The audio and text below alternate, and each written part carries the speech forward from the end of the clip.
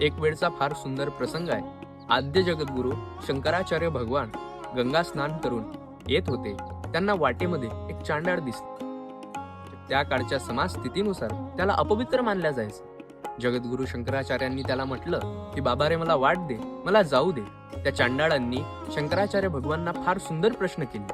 त्यांनी म्हटलं, शंकराचार्यजी, आपण एकाच भूमीवर राहतो. तुम्ही ज्या भूमीवर राहता मी त्या भूमीवर राहतो. मग तुम्ही पवित्र कसे? आपण एकाच आकाशाच्या खाली राहतो. तुम्हाला जे आकाशाचे छत्र आहे तेच मला आहे. मग तुम्ही पवित्र आणि मी अपवित्र कसा? मला जे वारा लागत आहे तो तुम्हाला स्पर्श करून जात आहे. मग तुम्ही पवित्र आणि मी अपवित्र का? हे जेव्हा प्रश्न शंकराचार्य भगवानांना विचारले, त्यांचे डोळे उघडले आणि त्यांना भास झाला. अद्वैत सिद्धांत जे प्रतिपादन करत होते की सर्व जीवामध्ये भगवंत आहे, त्यांची त्यांना जाणीव झाली.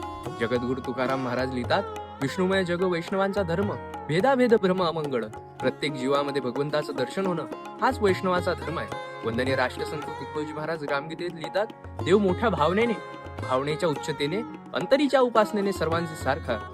देवाचे नाव जरी अभिन्न असले, भिन्न असले, तरी तो सर्व प्राणी मात्रासाठी एकच आहे. हे लक्षात असू द्या.